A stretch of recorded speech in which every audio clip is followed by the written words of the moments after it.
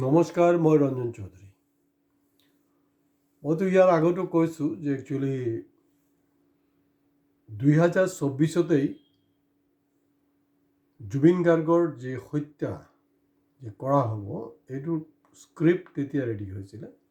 তাৰপিছততো বিভিন্ন পৰ্যায় গৈ 19 ছেপ্টেম্বৰত ঢুকালে আৰু আমি 19 ছেপ্টেম্বৰৰ পৰা ধাৰাবাহিক ডেইলি আমি ৰাখিছোঁ। হয়, এতিয়া ৰাজনীতিৰ বতাহটো লাহে লাহে অলপ উত্তাল হ'বলৈ গৈ আছে, কাৰণ ইলেকশ্যন। তাত অলপ জুবিনৰ ন্যায়ৰ কথা বা জুবিনৰ কথাটো অলপ হয়তো তল পৰি যাব পাৰে। ইতিমধ্যে তল পৰিছে, তথাপি আমি চেষ্টা কৰিছোঁ যে জুবিনক ৰেফাৰটো কৰাটো খুব বাঞ্ছনীয় হয়। কাৰণ আজি 2026 ইলেকশ্যনত জুবিন থকা হ'লে কি ক'লেহেঁতেন, সেইটো বৰ ডাঙৰ কথাটো। কাৰণ একচুৱেলি শাসকীয় দলে যি কথা বতৰাবিলাক পাতি আছে, সেইটোক মানে বিৰোধীয়ে প্ৰপাৰলি উত্তৰে দিব পৰা নাই, তো মোৰ ধাৰণা কথাটো ঠিকেই।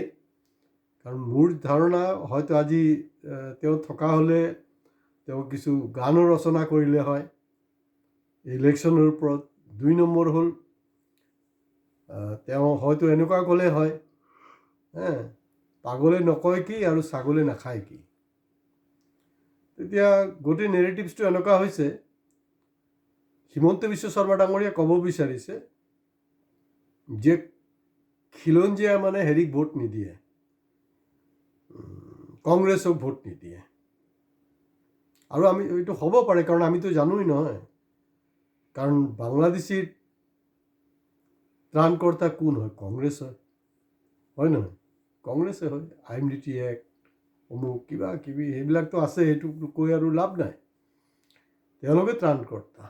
আজি অত বছৰে যে ৰান কৰিছে, আৰু ইভেন হিমন্ত বিশ্ব শৰ্মা যে জিকি আহিছে কংগ্ৰেছৰ পিৰিয়ডতো, তেতিয়াও, কাৰণ তেওঁৰ যি জালুকবাৰী সমষ্টিটো কিন্তু ঢেৰ অনা অসমীয়া আছে, আৰু তেওঁলোকে হ'লচেলত কিন্তু তেখেতক ভোট দিয়ে।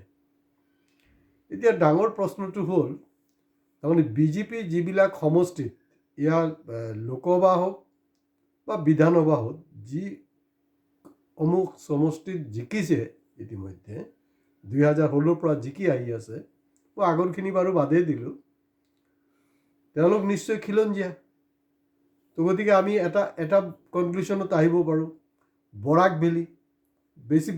বেছি হিচাপ নিকাচৰ দৰকাৰ নাই।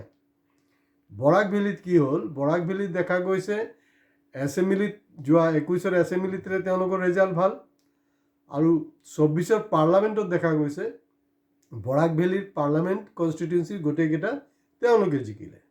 ইয়াৰ অৰ্থটো হ'ল যে তাত প্ৰকৃত খিলঞ্জীয়া কিন্তু বৰাক ভেলীত থাকে, বেলেগত কিমান আছে নাজানো। এই আপোনাৰ হোজাই, লংকা, লামডিং চব খিলঞ্জীয়া একদম গিজগিজাই আছে। তিনিচুকীয়া, ডিব্ৰুগড়, বিশেষকৈ তিনিচুকীয়া, য'ত খিলঞ্জীয়াৰ ভোট নহ'লে তো কি ধৰণৰ খিলঞ্জীয়া, তো এইটো গম পাইছেই আৰু। কাৰণ হিন্দু বঙালীৰ যদি ভোট নাপায় কোনো ৰাজনৈতিক দলে ইয়াতে তিনিচুকীয়াত, তেতিয়াহ'লে নিজিকে। এইটো চিধা খাটাং কথা, আৰু বেলেগ আৰু কোনো ষ্টৰী নাই। মানে তেওঁ যোনটো ক'ব বিচাৰিছে যে অবৈধ বাংলাদেশীৰ কাৰণেহে কংগ্ৰেছ জিকি আছে, হয়, মই মানি লৈছোঁ। যদি মই পাৰ্লামেণ্ট মানে কনষ্টিটুৱেঞ্চিৰ যদি হিচাপটো লওঁ, নগাঁৱতো চব অবৈধ বাংলাদেশী, হয়নে নহয়? কিন্তু আকৌ এই অবৈধ বাংলাদেশীৰ ভোটতে কিন্তু বিজেপিৰ প্ৰাক্তন নেতা ৰাজেন গোহাঁই ডাঙৰীয়া কিন্তু এবাৰ নহয় 4বাৰকৈ সাংসদ হৈছিলে, যিজন নেকি সদ্যহতে AJY অজপত জইন কৰিলে। তাৰপিছত গোৱালপাৰা, ঠিক আছে, মই মানি ল'লোঁ।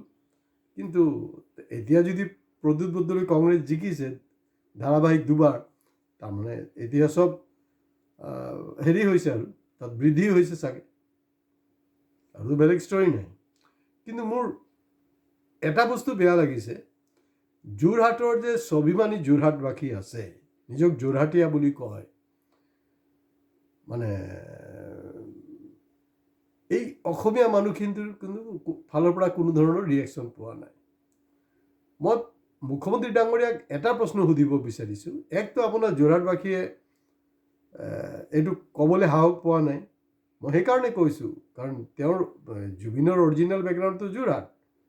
জুবিন থকা হ'লে তেওঁ নিশ্চয় ক'লে হয় যে পাগলে নকয় কি আৰু ছাগলে নাখায় কি।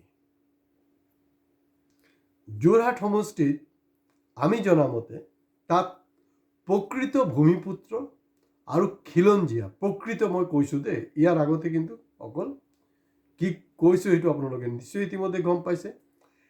তেওঁলোকৰ ভোটৰ অবিহনে আজি কপতি কিন্তু কোনো তাত জিকা নাই।